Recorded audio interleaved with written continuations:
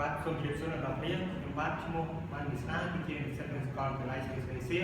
ខ្ញុំធ្វើការបង្ហាញដល់អ្នកទាក់ទងទៅនឹងវិធីសាស្ត្រក្នុងការទិញទូរស័ព្ទដៃ iPhone បន្តិចឲ្យមានសុខភាពខ្ញុំជឿជាក់ថាការទិញទូរស័ព្ទដៃបន្តិចក៏ជាចំណាប់អារម្មណ៍មួយ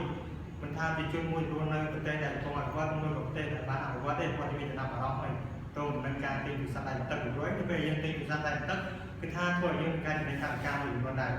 តែថ្ងៃនេះខ្ញុំចាប់តាមការបង្ហាញដល់អ្នកក្នុងដំណើរការទិញទូរស័ព្ទដៃបន្តិច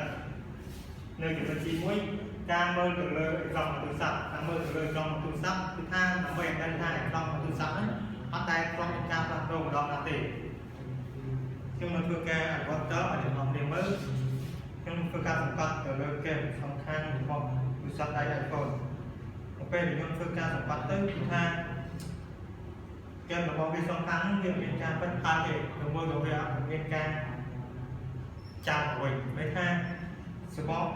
screen ទូរស័ព្ទរបស់ iPhone នោះដែលគ្រប់មានការដោះដូរដល់ណាទេហ្នឹងគឺជាចំណុចមួយដ៏សំខាន់ផងដែរបានខ្ញុំនិយាយចឹងដោយសារតែជាងនៅស្រុកខ្មែរមួយចំនួនហ្នឹងទាក់ទងទៅនឹងការដូរ screen ទូរស័ព្ទហ្នឹងអត់សូវមានចេះតែច្បាស់ឡើយទេដូច្នេះតែធ្វើឲ្យការដូរ screen ទូរស័ព្ទហ្នឹងវាអត់សូវមានលក្ខណៈស្តង់ដារនៅចំណុចទី2ខ្ញុំធ្វើការបង្ហាញដល់អ្នកទាក់ទងទៅនឹងការមើលទៅលើសម្បកទូរស័ព្ទតើវាជារបស់សុទ្ធឬក៏មិនសុទ្ធដើម្បីដឹងថាសម្បកទូរស័ព្ទ iPhone នោះគឺជារបស់សុទ្ធមួយក៏មិនសុទ្ធគឺថាវាមានកន្លែងមើលរបស់គេទាក់ទងទៅនឹងមើលទៅលើលេខ IP នៅក្រោយទូរស័ព្ទដៃ iPhone លេខ IP គឺថាមានដូចជាលេខ0137 37115157នេះគឺជាលេខរបស់ IP នៅសម្បកក្រោយទូរស័ព្ទ iPhoneខ្ញុំមិនធ្វើការមើលទៅលើលេខ IP របស់ម៉ាស៊ីនទៀតតើវាដូចគ្នាអត់បើសិនវាដូចគ្នាគឺថាវាគឺជារបស់សិបសម្បកទូរស័ព្ទហ្នឹងមិនដំបូងខ្ញុំចូលទៅកាន់ setting ចូលទៅកាន់ general ខ្ញុំចូលទៅកាន់ device ហើយនេះអ្នកនរគ្នាគាត់ជួយមានលេខ IP លេខ IP នៅក្នុងម៉ាស៊ីនគឺមានលេខ01 37 37 11 5157គឺថាមានលក្ខណៈដូចគ្នានឹងស្រុងទៅនឹងលេខរបស់ IP ដែលនៅក្រោយសម្បកទូរស័ព្ទ iPhone មានន័យថាសម្បកទូរស័ព្ទដៃ iPhone នោះមិនដែលមានការផ្លាស់ប្ដូរម្ដងណាទេហើយមានន័យថាវាជារបស់ SIM របស់ហ្នឹងតាមនៅចំណុចទី3ការមើលទៅលើវិញ្ញាណរបស់ទូរស័ព្ទតើវាជារបស់ដែលដំណើរការមើលអត់ការមើលលើវិញ្ញាណរបស់ទូរស័ព្ទគឺថាវាមានចំណុចមើលរបស់គេយើងចាប់ដើមធ្វើការថតសម្លេងដែលមានឈ្មោះថា Memo Voice ខ្ញុំធ្វើការអនុវត្តតសម្រាប់អ្នកនរគ្នាយើងធ្វើការបើកទូរស័ព្ទយើងមើលទៅលើកម្មវិធី Voice Memo បន្តមកទៀតយើងធ្វើការចាប់ដើមថតសម្លេង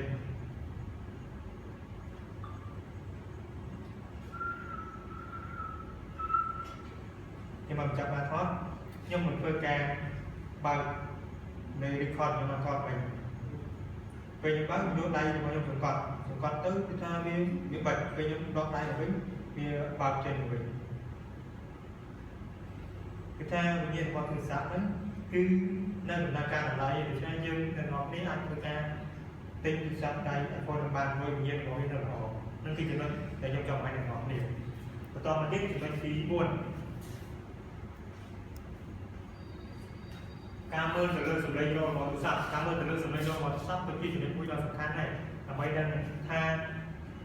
សម្លេងរបស់ទូរស័ព្ទមាននៅល្អមួយអត់សម្លេងនោះគឺជាចំណុចមួយដ៏សំខាន់ដើម្បីនៅពេលដែលមានរឿងរ៉ាវថ្មីៗនៅក្នុងទូរស័ព្ទហ្នឹងគឺថាអាចបង្ហាញយ៉ាងបានព្រាមដោយសម្លេងរបស់វានេះយើងធ្វើការអនុវត្តទៅសម្រាប់អ្នកនរគ្នាខ្ញុំនឹងធ្វើការបិទសម្លេងរោលវាចេញផ្សាយដល់ព្រាមទៅពេលខ្ញុំបើកសម្លេងរោលគឺថាវាលោកចេញព្រាមនេះថាសម្លេងរោលរបស់ទូរស័ព្ទដែលមានជាខ្សោយលេខគឺថា Ringer ថាមានលក្ខណៈល្អដែលយើងអាចទិញបាននេះគឺជាចំណុចមួយដ៏សំខាន់ផងដែរនៅចំណុចទី5ការមើលទៅលើសេវារបស់ទូរស័ព្ទក៏ជាចំណុចមួយដ៏សំខាន់ដែរតែពេលដែលយើងទិញទូរស័ព្ទដៃរួចពីហាងណាមួយតែពេលដែលយើងមកដល់ផ្ទះយើងដាក់សាក់ SIM ទៅវាដំណើរការមួយក៏វាមានសេវាហើយមួយក៏អត់សូវមានសេវាក៏ជាចំណុចមួយដ៏សំ khăn này về để kê tôi càng khoa mau tới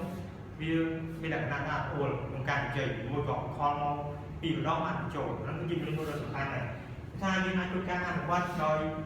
xin càng qua thủ sắc mùi pi tới nhưng anh đã nhảy cao biển và cả hoặc nhưng anh tôi càng sang lượng xin càng có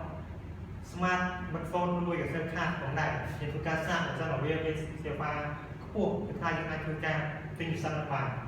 thì rồi sau iPhone một chút nữa cái thay như bên mạnh hàng hàng sẽ vàng một này nó khi chúng mình chọn hai đầu tiên đây chúng ta tìm mũi cảm ơn từ lời sẵn mặt tiếp để trang chăm và quan wifi có chỉ chúng mình là sẵn này tập về để dân thực ra thì dùng sắp và sân bón bên wifi dùng đang ra vô bia cái phương ấy đi môi gọi internet nhưng là bây như số cam vào ra qua internet wifi thì mình là sẵn này nhưng phương ca bao wifi sáng đây ở đây hàng luôn sắp hai chó được con miền này wifi này lại hàng luôn sao một những phương ca sáng đây đây hay như phương ca sáng về sân và sáng bóng biết sự vào bóng biết nên là nặng bảy cam của mình bốn cam với những ảnh tôi yêu với bán này tôi sẽ qua chậm wifi nó biết Việt Nam nên là họ nhà chúng ta chiều vào nên chương trình với tìm mũi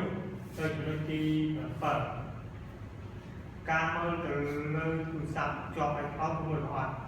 để cho cái tông từ nâng cam từ lời từ sẵn tao cho bài khóa của người hỏi có chi để mình là sẵn khăn này cà phê đài từ sẵn dương tinh món cho bài khóa chứ không phải chụp ảnh hạt xem cái tông từ nâng từ sẵn bao giờ trong một phương cá ăn vật đó còn mình học biết ăn nhưng phương cá bao gồm chờ cờ sẽ làm ăn vật cờ trong học thì tôi chẳng lên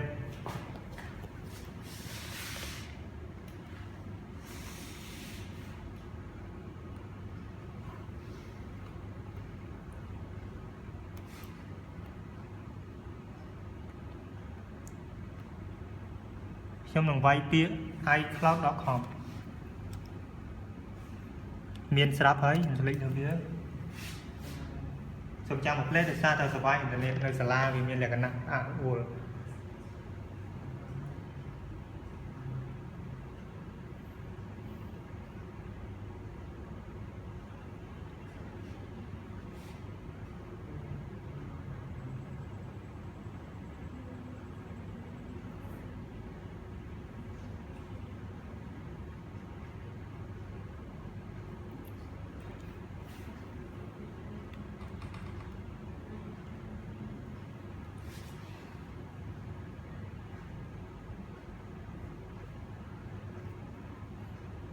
thì sao từ phía ở tầm ca thế nhưng phơi cá cho bằng là anh xây mà đó tầm ca chầm lên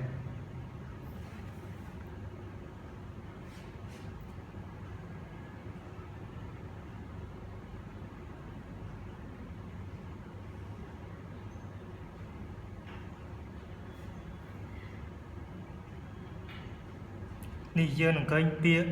để càng cắm chạy activation lock status nhưng tôi ca sẽ link đâu bia chiều đã cao đồng bộ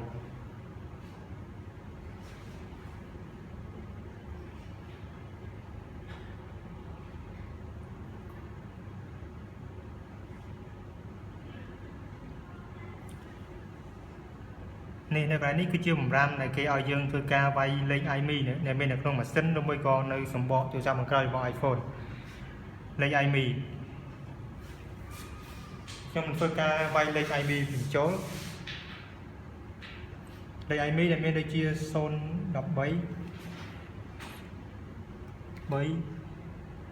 chất bấy son bấy đó đọc muối hà muối còn hồng tờ hay một to mà tiết truyền đã cầm tuộc dân phương ca vay để lơ cột đấy kê tầm rơ dương vay viêm chỗ này tại sao ta lấy code mà số cho ba tôi chia so chu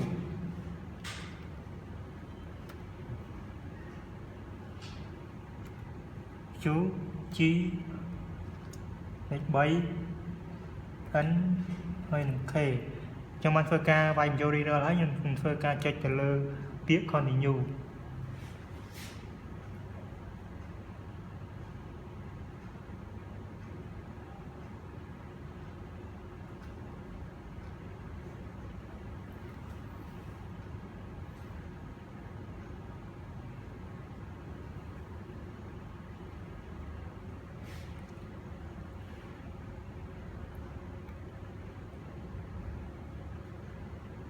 សូមចាំមួយផ្លេតដោយសារតែសេវាអ៊ីនធឺណិតអត់សូវដើរលឿន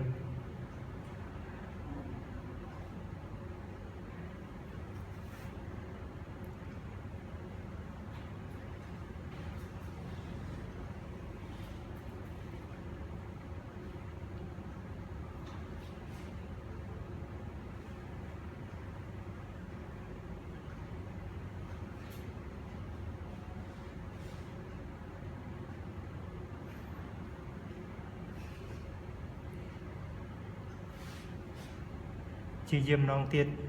ខ្ញុំនឹងធ្វើការជាយាមម្ដងទៀត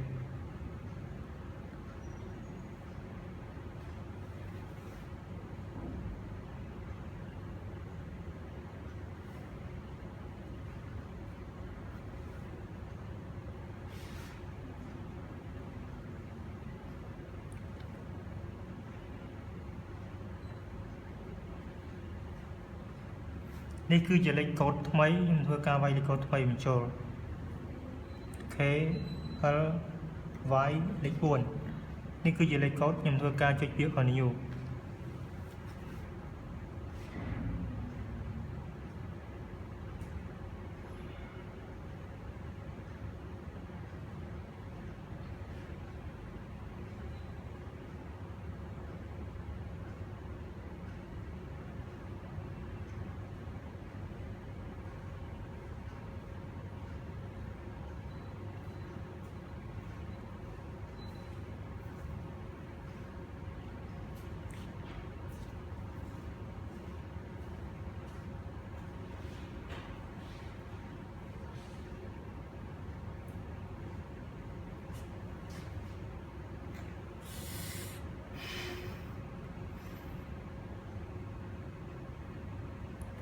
ខ្ញុំសាកselect new code ម្ដងទៀតមិនដឹងមកពីអ៊ីនធឺណិតឬមកពី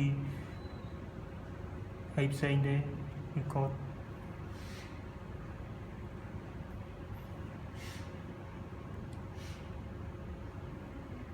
D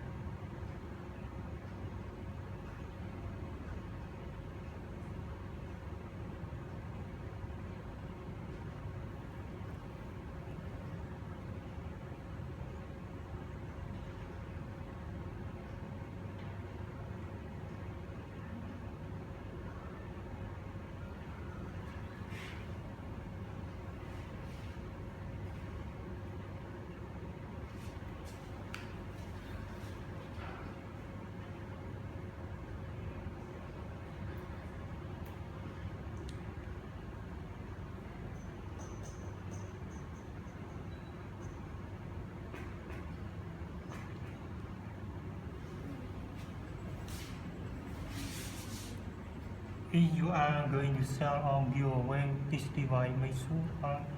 your personal data has been removed from this device before giving it to someone else. What to do before selling your page? ដោយសារតែមានបញ្ហាខាងអ៊ីនធឺណិតអូចេញមកតានេះគឺថាវាចេញពាក្យមក activation log out ហើយពាក្យត្រង់នេះគឺថាមានដូចជា this device can be activated by your user មានន័យថានៅក្នុងទូរស័ព្ទដែលខ្ញុំបានបង្ហាញអ្នកបងប្អូនហ្នឹងគឺថាអាចធ្វើការលូកទៅកាន់អ្នកប្រើប្រាស់ថ្មីបានព្រោះអីលេខ IP ដែលខ្ញុំបានធ្វើការវាយបញ្ចូលថាវាបានបង្ហាញថាទូរស័ព្ទនេះមានការជាប់ iCloud ទេវាចេញជាថា activation log out គេថាវាអត់ជាប់ទេបើសិនមកវាចេញវាថា activation log on មានថាទូរស័ព្ទជាប់ iCloud ដូច្នេះយើងអាចធ្វើការទិញទូរស័ព្ទបានទេនឹងគឺជាចំណុចខ្ញុំចង់ឲ្យអ្នកនរគ្នាជាចុងក្រោយខ្ញុំក៏សូមធ្វើការអរគុណដល់អ្នកនរគ្នាដែលបានចំណាយពេលវេលារបស់អ្នកនរគ្នាក្នុងការតាមដាននៅក្នុងការបង្ហាញរបស់ខ្ញុំទៅនឹងការទិញទូរស័ព្ទដៃទឹកហ្នឹង